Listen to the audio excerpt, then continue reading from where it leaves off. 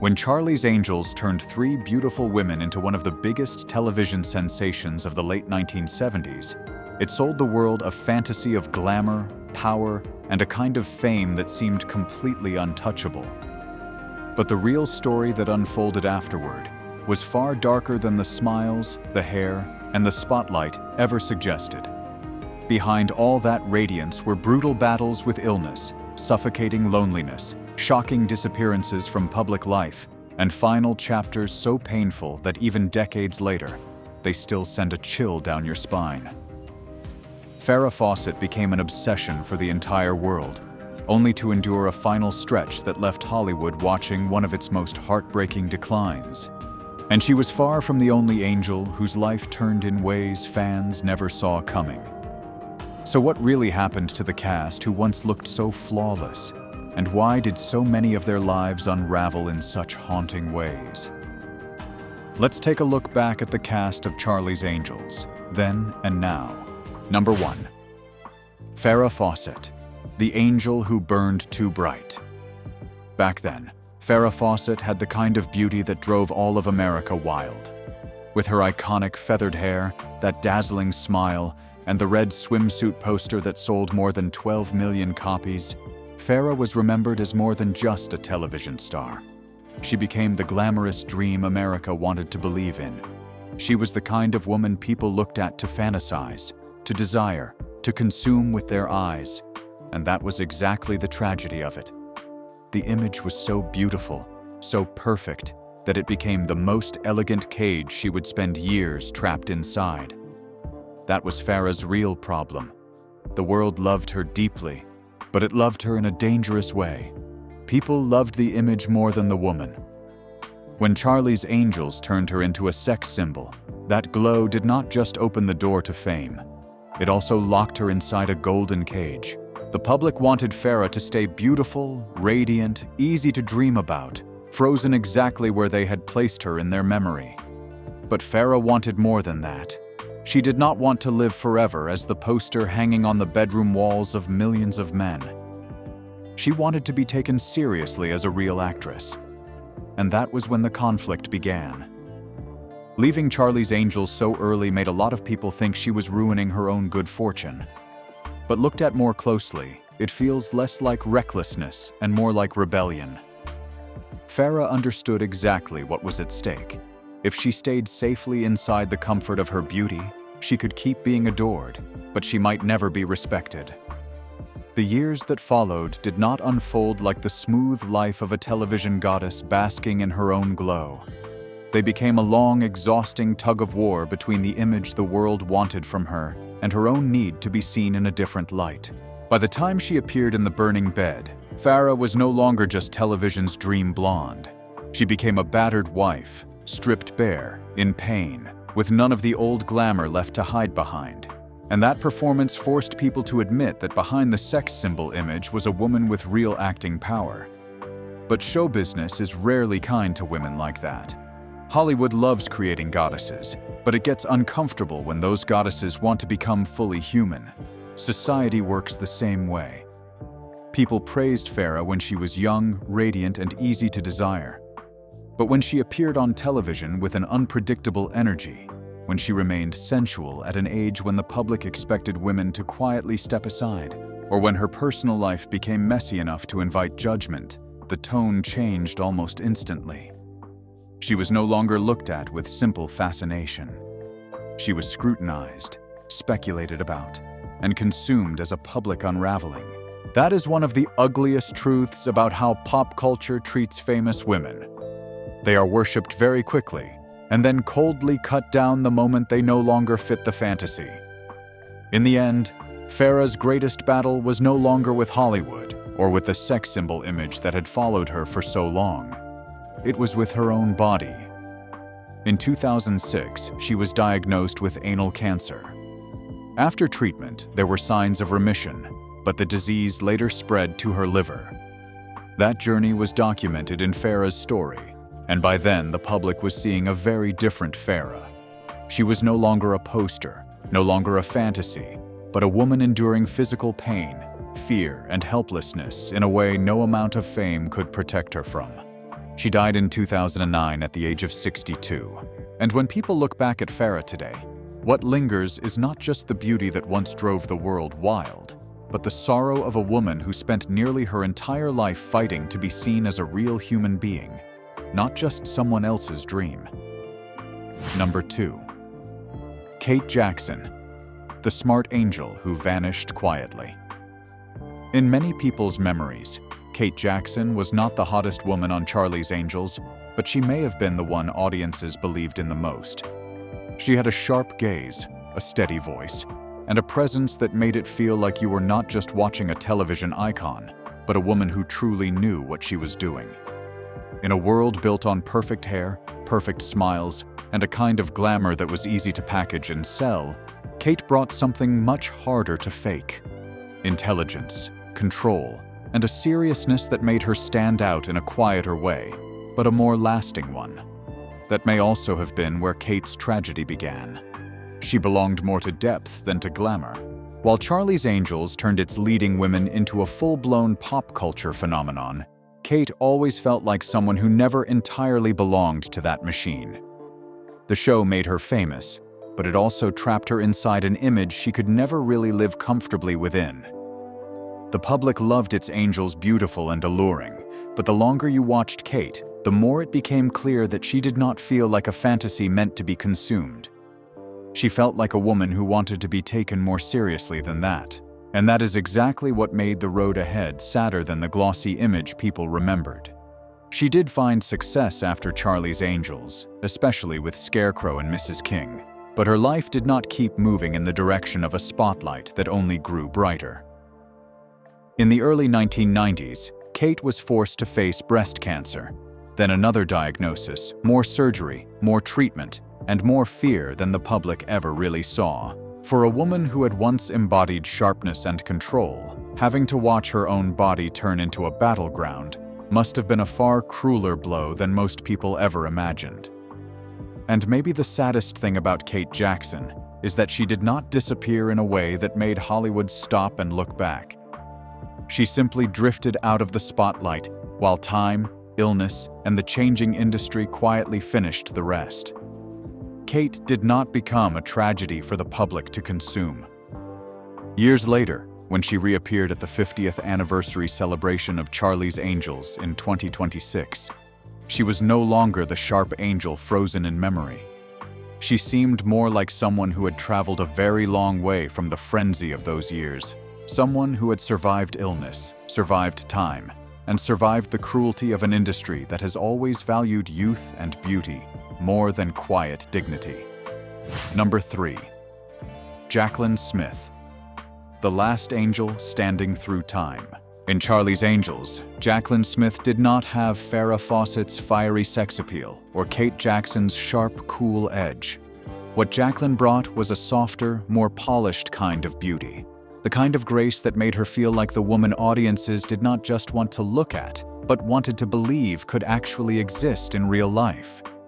She was Kelly Garrett, the gentle, elegant, and most emotionally steady angel in the memories of so many viewers, and the only one who stayed with the series from beginning to end. That is exactly why Jaclyn eventually became more than just another actress from Charlie's Angels. In many ways, she became the most lasting piece of memory the franchise still had. But what makes Jaclyn so striking is that she almost never let the public see her truly fall. In an industry that loves watching beautiful women grow older in panic, decline in pain, or at the very least reveal some crack big enough for people to talk about, Jaclyn moved in the opposite direction. She did not disappear, but she did not cling to old glory either. Instead, she kept surprising people in a way that was harder to define, by somehow maintaining an image of remarkable composure decade after decade. On the surface, that can look like the story of a woman aging beautifully. But look closer, and it raises a much sharper question about show business and even social morality itself. Is what the public really waits for in a famous woman not the way she survives, but the moment she falls apart in a way that is beautiful enough to be watched? After Charlie's Angels, Jaclyn chose a different path, one that was far more practical than many people expected. She kept acting, but more importantly, she reinvented herself as an extremely successful businesswoman in fashion and lifestyle. She lived through divorce, personal upheaval, and a battle with breast cancer, but she never turned any of it into a public performance of pain. 3 failed marriages were enough to prove that beauty, fame, and a flawless image had never guaranteed a whole or peaceful private life. Even so, she carried herself with such calm that people sometimes forget how much endurance and self-control it can take for a woman to preserve that kind of grace. By 2026, when Jaclyn appeared at the 50th anniversary celebration of Charlie's Angels, she was no longer the Kelly Garrett people remembered from years ago, but neither was she the sad leftover of an old fantasy. She felt more like a rare proof that time can take youth, but it cannot always take away presence, strength, or the way a woman learns how to remain fully herself. Number 4. Tanya Roberts. Beauty, confusion, and a tragic final chapter. In Charlie's Angels, Tanya Roberts brought a kind of fiery, wild sensuality that felt more dangerous than what audiences were used to in that world. Tanya's beauty was not soft or elegant. It was seductive in a very direct way, the kind that made people remember her instantly, but also made it easy to reduce her to a type. She was the kind of woman the public looked at and immediately assumed they understood, when in reality, Tanya's real life was far messier, sadder, and more complicated than that. In the years that followed, Tanya was still remembered, but most of the public memory surrounding her stayed tied to that sexy, bold, almost fantasy-like image, rather than to a career that was ever truly judged on fair terms. It was a fate Hollywood has handed to many women before. A woman is celebrated for her beauty, and then once age begins to catch up, the public no longer knows where to place her except inside an old fantasy. For Tanya, the final chapter turned even more tragic because it was not just sad, it was almost absurdly chaotic. In early January 2021, news of her death was announced too soon, then quickly corrected when it turned out she was still alive. But just one day later, she really did die at the age of 65. The cause was later confirmed as complications from a urinary tract infection that led to sepsis. The way it all unfolded made the end of Tanya's life feel not just painful, but strangely disorienting, as if even in her final moments, nothing around her was ever fully at peace. Seen more broadly, Tanya Roberts' tragedy was not only that deeply confusing death, it was also the crueler truth underneath it. A woman once lifted up by the industry for her beauty ultimately reached the end of her life in a chapter marked by confusion, fragility, and pain. And maybe that is what makes her story linger. The beauty that once drove people wild could not save her from an ending that felt this lonely and this sad. Number 5. Cheryl Ladd, the replacement angel who outlasted doubt. How does a woman step into the exact place where all of America is still mourning another icon and still have to smile as if it is just another role? That is the hardest part of Cheryl Ladd's story. When she joined Charlie's Angels, the public saw her as the shadow that came after Farah Fawcett. When a man steps into another star's place, it can be called an opportunity. When a woman does it, it too easily turns into a contest of beauty, desirability, and who is more worthy of being loved, with both the public and the press acting like judges. The sad thing about Cheryl is that she had not really done anything wrong to deserve that kind of doubt. She simply came after someone else. But in show business, coming after a legend can be enough to make people treat you like the woman who intruded on somebody else's dream. Cheryl lived for years with the label of the one who replaced Farah, as if her own gentleness, intelligence, and resilience all had to come second to that title.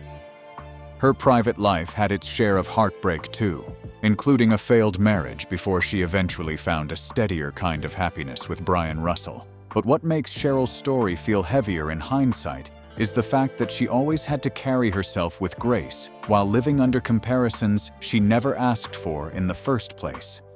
Now, Cheryl is no longer the young Chris Monroe people remember. In 2026, at 74, She reappeared with the calm of someone who has lived long enough to stop needing to prove how well she filled anyone else's place. She also openly shared that she had battled breast cancer, lost her hair, and watched her body change, and that it was Jaclyn Smith who sent her a wig to comfort her during that time. And maybe that is the deepest part of Cheryl Ladd's story. The woman who was once doubted as the replacement ended up staying around long enough to make that doubt feel irrelevant. Number 6. Shelley Hack, the glamorous angel time left behind. Shelley Hack walked into Charlie's Angels with almost everything television at the time thought audiences would love. She was beautiful, tall, polished, and carried a very clear high-fashion presence, the kind of look so refined that just seeing her on screen already gave off a sense of elegance and expense. But ironically, that was part of what made her feel more distant to the public. Shelley did not have Farah's explosive sex appeal, and she did not project the kind of warmth or easy familiarity people could immediately latch onto. There was something undeniably beautiful and perfectly composed about her, but also something harder for audiences to hold on to as a familiar fantasy. And in show business, sometimes simply not being what people are already used to is enough to make you seem like a mistake. The sad part of Shelley's story is that she was almost remembered as the symbol of a change that did not work, rather than as a person with her own rhythm and identity. Maybe she truly was not the right fit for what audiences wanted Charlie's Angels to be at that moment. But there is also a harsher way to look at it. Sometimes a woman does not fail because she is not good enough, but because she arrives right when an old formula is already wearing out, and someone has to absorb the disappointment that follows. Hollywood does this all the time. It turns a woman into the face of a brand's fading momentum, and then leaves her carrying that reputation long after everything else has moved on. After that, Shelley gradually stepped away from the center of public attention, moved into producing and behind-the-scenes work, and lived a quieter life with far less public visibility. Looking back now, Shelley Hack does not feel like a star who crashed. She feels more like a woman who was once almost too perfectly designed for the spotlight, only to be quietly left behind by that same spotlight when the times changed. Number 7. David Doyle, Bosley, the Heart Charlie's Angels. Lost David Doyle was not the kind of face that made audiences go wild at first glance. He did not have the glamour of the Angels, and he did not carry the kind of presence that made the press rush to put him at the center of the spotlight. But that is exactly why his Bosley became such an irreplaceable part of Charlie's Angels in people's memory. In a world built on beauty and speed, David Doyle brought something the show desperately needed, even if few people named it at the time: warmth, steadiness, and a sense of safety. He was never the center of the frenzy, but he was the one who gave that whole world its heartbeat. The central truth in David Doyle's story is that men like him are often only fully appreciated after they are gone. Hollywood is very good at celebrating beautiful faces and breakout icons, but it often overlooks the actors who quietly become the soul of a show. David Doyle was exactly that kind of actor. He was not remembered for scandal, and he did not live inside the blazing spotlight of an A-list star. He simply did his job so well and so naturally that it became easy to forget a series like Charlie's Angels would have felt far colder without Bosley. He died in 1997 at the age of 67 from a heart attack, and looking back now, the saddest part may be that it took David Doyle's absence for so many people to finally realize he was the heart the show ended up losing. Number 8. David Ogden Stiers, the angel man who was written off. David Ogden Stiers is easy to overlook if you remember Charlie's Angels only through its most familiar mythology. In the pilot, he was part of the original formula, but the series quickly reshaped itself, and he was written out before audiences had much chance to connect with him. That alone feels very Hollywood. Some people are cut from the dream almost before it begins. But David's story did not end there. What came later gave him a legacy stronger than many who actually stayed with Charlie's Angels. He did not become an icon because of that show, but he went much further with MASH, then left his mark on multiple generations through classic Disney voice roles. That is one of Hollywood's strangest ironies. Sometimes the person shut out of one big door ends up living longer in public memory because other doors opened even wider. David died in 2018 at 75 after battling bladder cancer. Looking back now, he does not feel like someone who was left behind. He feels like proof that what looks like an early loss can sometimes become the long road to a deeper and more lasting legacy. If these faces and memories still mean something to you, hit like, subscribe, and stay with us. Because some stars do not just fade with time. They leave behind stories that feel even heavier when we look back.